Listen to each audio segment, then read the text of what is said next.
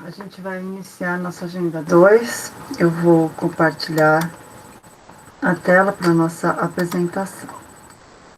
Nosso assunto de hoje será desenho arquitetônico. Bom, o técnico em transações imobiliárias muitas vezes vai se deparar com situações onde ele terá que ler uma planta para explicar ao seu cliente como é o empreendimento ou tirar informações de área, dimensões da unidade, do apartamento, da casa, para passar para o seu cliente, principalmente quando se trata de empreendimentos novos. Por isso, o técnico tem que estar preparado para fazer uma leitura de uma planta arquitetônica, de um desenho de arquitetura. Na nossa imagem, a gente tem uma representação de uma unidade residencial, onde a gente vê a parte de garagens, de estar, a parte íntima da casa, e saber o que significa, né? Cada representação dessa, cada linha, é importante para poder informar o seu cliente ou até para regularizar alguma documentação perante a prefeitura, para saber se tem área averbada ou não averbada, se todo o imóvel está representado naquela planta. Bom, para isso, aquele desenho é feito através de representações de desenho técnico. Tá? Existe uma norma brasileira, que é a 6492, de 1994, onde dita como deve ser a representação de cada elemento arquitetônico, como ele deve aparecer no papel. Imagina como era antigamente, né? Desenhar todas essas construções cheias de detalhes sem uma padronização, sem uma norma que dissesse como deveria ser as regras de representação.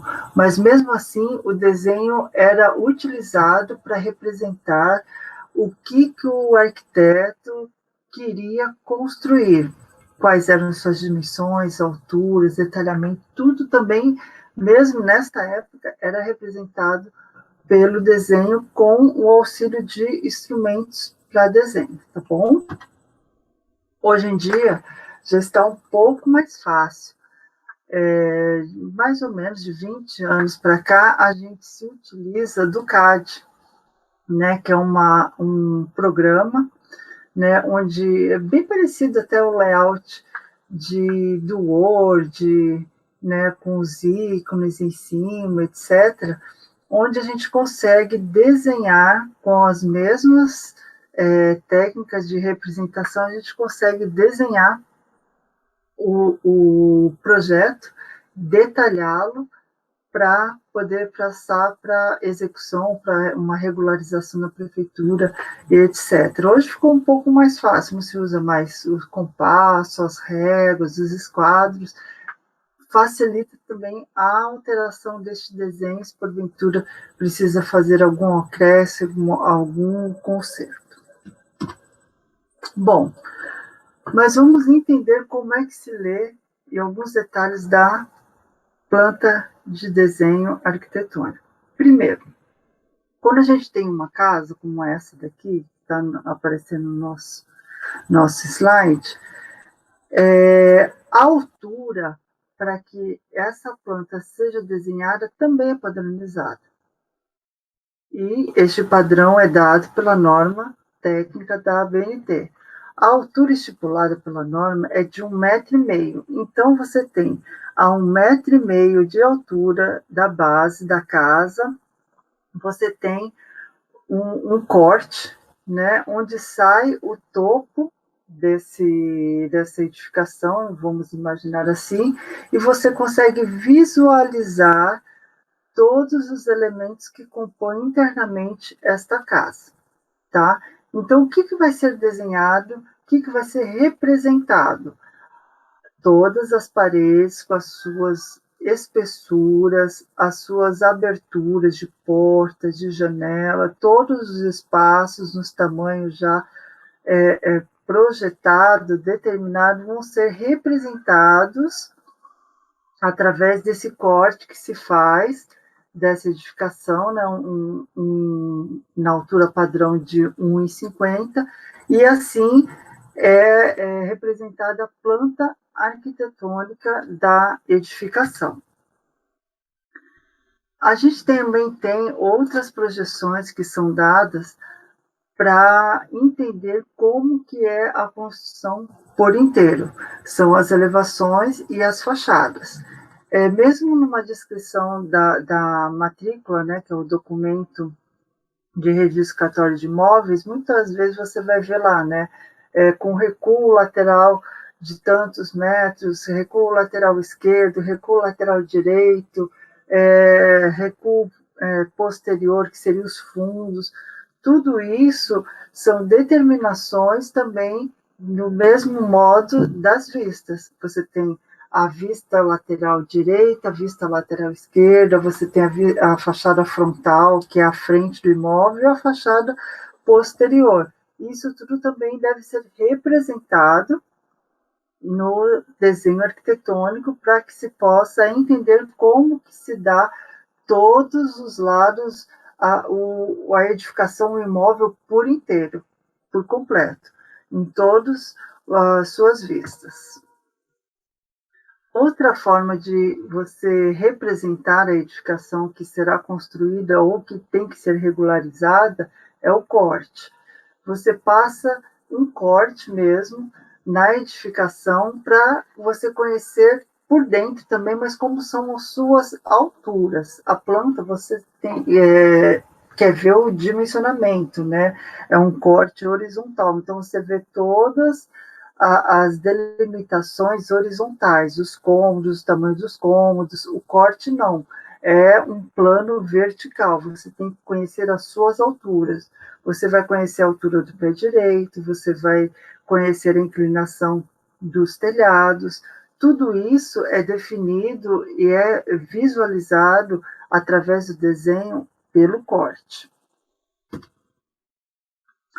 Outra informação importante que vai também no desenho técnico, principalmente em desenhos que vão ser dada entrada na prefeitura, é a planta de situação, onde você tem que localizar o lote onde está a edificação que está sendo desenhada. Então, você tem que apresentar as ruas próximas a esses lotes, com os seus nomes respectivos, o desenho do lote, que normalmente é achurado, e a distância da esquina da rua, né, até o recuo lateral mais próximo. Se o mais próximo é o direito ou o esquerdo, você tem que determinar qual é a distância do limite da esquina até a divisa do lote, direito ou esquerdo, para que seja identificado também pela distância o lote correto.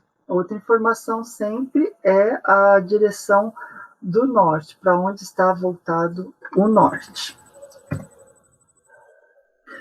Outra informação que tem na planta arquitetônica e é de suma importância também é a escala. O que é escala?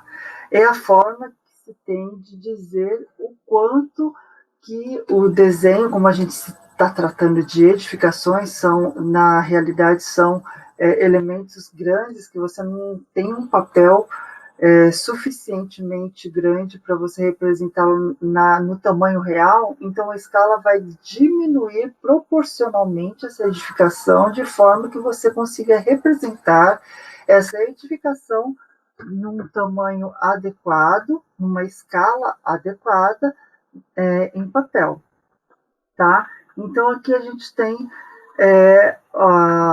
a fórmula, né, é a escala, vai ser sempre a razão da medida do desenho sobre a medida real do objeto que você quer desenhar.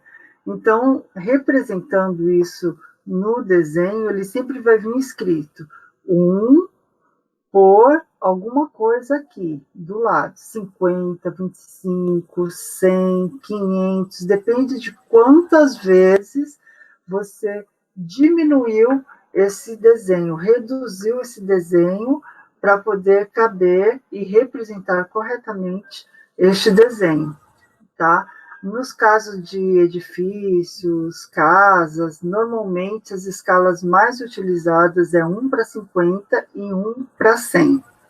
As plantas de prefeitura, por exemplo, que vão, os desenhos que vão para a prefeitura para regularização, acréscimos, reformas, são sempre desenhados na escala 1:100. É normatizado isso, é solicitado pela prefeitura e é uma escala padrão.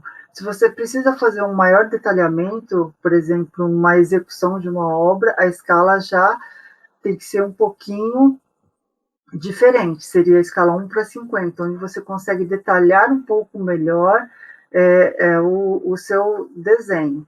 Então, aqui no caso, a gente sempre vai ter é o tamanho real da construção, da edificação, e 50, no caso aqui do nosso exemplo, será quantas vezes será reduzida essa edificação para ser representada, ok? Bom, os símbolos que utiliza-se no desenho arquitetônico também são padronizados, como eu falei, pela norma. Você tem as paredes, sempre duas linhas contínuas, né, em paralelo, para representar as paredes. Então, aqui você tem essa parede, essa daqui é outra parede, essa aqui é uma parede do lavabo. Então, sempre quando você vê duas linhas contínuas, geralmente num traço mais espesso, né? Você tem a representação das paredes. Isso aqui, ó, por exemplo, é uma janela, você tem linhas mais finas.